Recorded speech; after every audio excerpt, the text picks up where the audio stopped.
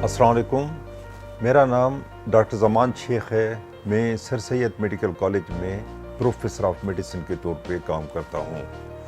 आज कुछ बात हो जाए कि कोरोना वायरस के मुतालिक। एक्चुअली ये कोरोना वायरस जिसने पूरी दुनिया में हरासमेंट फैला रखी है, ये नई किस्म का वायरस है जिसका अभी कोई तोड़, कोई वैक्सीनेशन, कोई प्रिवेंशन, कोई ट्रीटमेंट साइंटिफिकली बेस पे दरियाफ्त नहीं हुई है। कुछ डिजीज़ ऐसी हैं, बीमारियां जिनको हम कहते हैं कंटाजियस डिजीज़। इसका मतलब ये होता है कि एक इंसान से दूसरे इंसान में फैलती हैं, मगर उसकी एक लिमिट है। मतलब कुछ बीमारियां ऐसी हैं कि सिर्फ खांसने से या छींकों से फैलती हैं, मतलब निमोनिया है, आम जो फ्लू होता है वो है।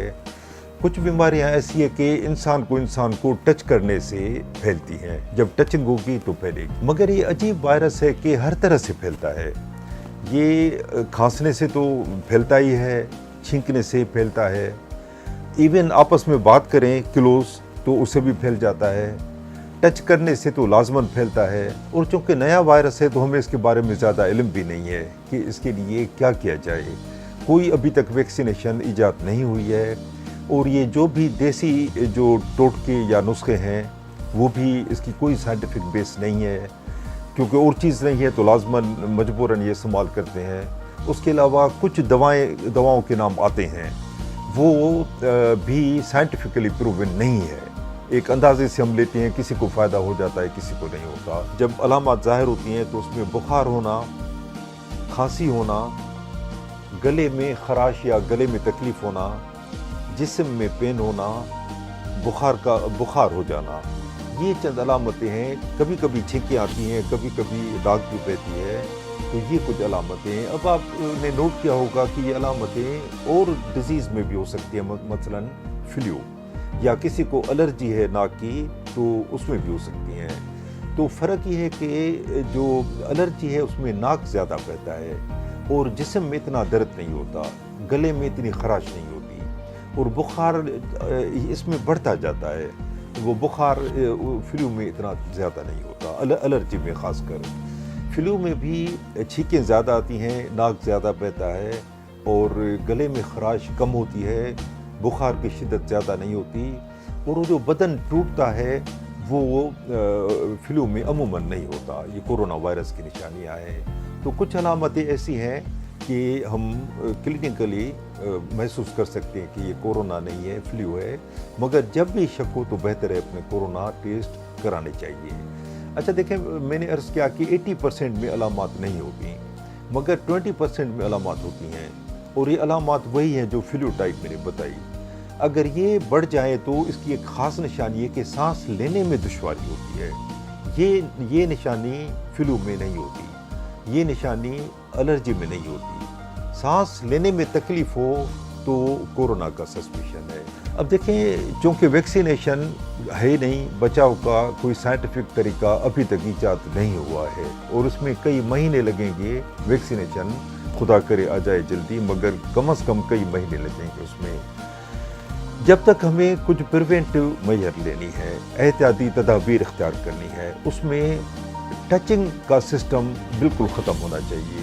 शेक हैंड, गले लगना, नज़दीक होकर बोलना, एक दूसरे को किसी भी तरीके से टच करना, बच्चों को प्यार करना, गले लगना बिल्कुल बंद होना चाहिए। कम से कम डिस्टेंस जो है वो 3 फुट का होना चाहिए मिनिमम, बेहतर है उससे ज़्यादा हो।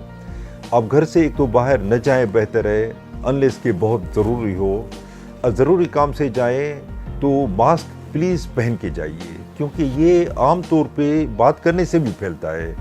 आदमी को खांसी न हो, छींक न हो, फिर भी ये फैलता है। तो मास्क, घर से निकलें तो एक रूल बना लें कि मास्क पहनना है।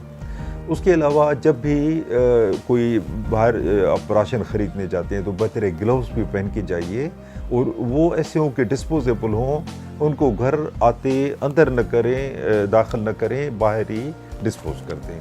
मगर जिस आदमी में इम्यूनिटी ज़्यादा होगी, इम्यूनिटी का मतलब होता है डिफेंस मैकेनिज़्म, हमारे जिस्म में एक दिफाई निज़ाम कुदरत ने रखा है जो बीमारियों से लड़ता है और उसको ख़त्म करता है। हमारे जिस्म में जरासीम दाखिल होते रहते हैं, ہمارے جسم میں کینسر کے سیل ڈیولپ ہوتے رہتے ہیں، مگر امیونٹی کی وجہ سے یا ہمارے دفاعی نظام کی وجہ سے وہ ختم ہوتے جاتے ہیں، ہمیں پتہ بھی نہیں چلتا۔ اب جس آدمی کی امیونٹی یا ڈیفینس میکینزم کم ہو گیا ہو کسی وجہ سے، تو اس پہ زیادہ خطرہ ہے کہ یہ وائرس زیادہ اٹیک کرے، جلدی اٹیک کرے، شدت سے اٹیک کرے۔ اس میں 65 ایئر پلس جو ہے، کیونکہ قدرتی طور پہ عمر کے ساتھ ساتھ امیونٹی کم ہوتی جاتی ہے، یا جن کو شوگر کی بیماری ہے، جن کو جگر کی پرانی بیماری ہے، جس کو گردوں کی بیماری ہے، ہائپر ٹینشن ہے، بلڈ پریشر، دل کے امراض ہیں، یہ چند یا گردے خراب ہے جن کی، یہ وہ ہیں جن کی امیونٹی پہلے سے کم ہوتی ہے، تو ان لوگوں کو زیادہ خطرہ ہے، ان کو زیادہ احتیاط کرنی چاہیے اپنی امیونٹی بڑھانے کی۔ اب ہیلتھی فوڈ سے کیا مطلب ہے کہ ایک تو پروٹین تھوڑی زیادہ بڑھانی چاہیے، اس کے علاوہ جو کچھ ایسی ہیں جس میں وٹامنس ہیں غذاؤں میں، کچھ وٹامنس، سب وٹامن ضروری ہیں مگر کچھ وٹامن امیون سسٹم کو بہت زیادہ طاقتور بناتی ہیں۔ اس میں وٹامن ای کا ذکر آتا ہے، وٹامن سی ہے، وٹامن ڈی ہے اور زنک ہے۔ تو ایسی غذائیں کھانی چاہیے جس میں یہ چیزیں زیادہ ہوں۔ اس کے علاوہ کچھ وٹامنس کا میں نے ذکر کیا، وہ بھی لازمی ان دنوں میں استعمال کرنی چاہیے، خاص کر وہ مریض جو امیونو سپریسڈ ہیں۔ امیونو سپریسڈ کا مطلب یہ کہ جن کی امیونٹی کم ہے، جو پہلے میں ذکر کر چکا ہوں، 65 ایئر سے پلس، شوگر کے مریض، دل کے امراض، جگر کے امراض، گردوں کے امراض اور بلڈ پریشر وغیرہ، یہ ان کی امیونٹی کم ہوتی ہے، تو ان کو زیادہ احتیاط کرنی چاہیے۔ ہمارے جسم میں پروسیس چلتے رہتے ہیں، ایک سلسلہ ہے جو اسٹریس پیدا کرتا ہے، اس کو کہتے ہیں آکسیڈیٹو اسٹریس۔ وہ فری ریڈیکل ہمارے سیل میں پیدا ہوتے رہتے ہیں، وہ سیل کو ڈیمیج کرتے رہتے ہیں، مگر اگر قوت مدافعت صحیح ہو تو اس کو ریجنریشن کرنے میں دیر نہیں لگتی، اتنے ہی ریجنریٹ ہو جاتے ہیں۔ امیونو سپریشن میں یہ فری ریڈیکل بڑھ جاتے ہیں اور ایک چین اسٹارٹ ہو جاتا ہے جو سیل کو ڈیمیج کرتا ہے۔